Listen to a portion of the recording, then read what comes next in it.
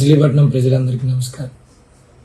ఈరోజు ఒక యువకుడినైనా కూడా కరోనా అప్పటి నుంచి నేను హాస్పిటల్లో తిరిగేది గమనించో, లేదా ఏ కష్టంలోనైనా నేను పేదవాడికి దగ్గరగా ఉన్నానని గమనించో, లేదా ఎప్పుడైనా మీకు అందుబాటులో ఉన్నానని గమనించో, ఈరోజు నా వయసును కూడా చూడకుండా నేను ఎమ్మెల్యేగా నిలబడగానే 54,800 మంది నాకు నిలబడి నాకు ఓటేయడం జరిగింది. చాలా ఆనందంగా ఉంది. ఓటమి ఎదురైనా కూడా నా మొదటి ఎలక్షన్ నేను యువకుడినైనా కూడా నన్ను 54,000 మంది నన్ను నమ్మి వీడు మాకు నాయకుడిగా నిలబడగలడాన్ని నమ్మినందుకు ఆనందంగా ఉంది. అలాగే నా కోసం ఇంటి నుంచి కదిలి వచ్చి రేయి పగలు చూడకుండా కష్టపడిన ప్రతి వైఎస్ఆర్ కాంగ్రెస్ పార్టీ కుటుంబ సభ్యుడికి, నా స్నేహితుడికి, సన్నిహితుడికి, నా శ్రేయోభిలాషికి ఈ నా 54,000 ఓట్లని అంకితం చేస్తున్నాను.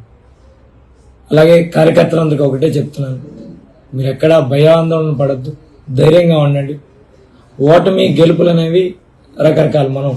మీరు కార్యకర్తలుగా మీరు పార్టీకి పనిచేస్తూ ఓటమిని చూశారు, గెలుపుని చూశారు. ఓటములు గెలుపులు మనకు కొత్త ఏం కాదు, అది ఎవరి సొత్తు కాదు, ఎవరి వైపు ఉండదు.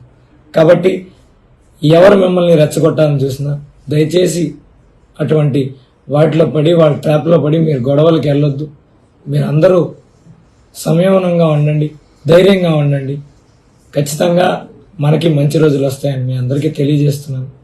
అలాగే గెలిచిన కూటమి అభ్యర్థికి కొల్లు రవీంద్ర గారికి కూడా శుభాకాంక్షలు తెలియజేస్తున్నాను. ఖచ్చితంగా మంచి పరిపాలన మీరు కొనసాగించాలని, పోర్టు పనులు స్పీడ్గా ముందరికి తీసుకెళ్లాలని, మెడికల్ కాలేజ్ పూర్తవడం జరిగింది, మిగిలిన చిన్న చిన్న సౌకర్యాలు ఏమైనా తేడాలు ఉంటే ఖచ్చితంగా వాటిని సరిచేయాలని అలాగే కోరుకుంటూ, ఖచ్చితంగా మీ ప్రభుత్వాన్ని విమర్శించడానికైతే మేము నడపం, కానీ మీరిచ్చిన ప్రతి హామీని ప్రజలు ఎంత బాగా గుర్తుంచుకుంటారో మేము కూడా అంత బాగా గుర్తుంచుకుంటామని గుర్తుపెట్టుకోండి.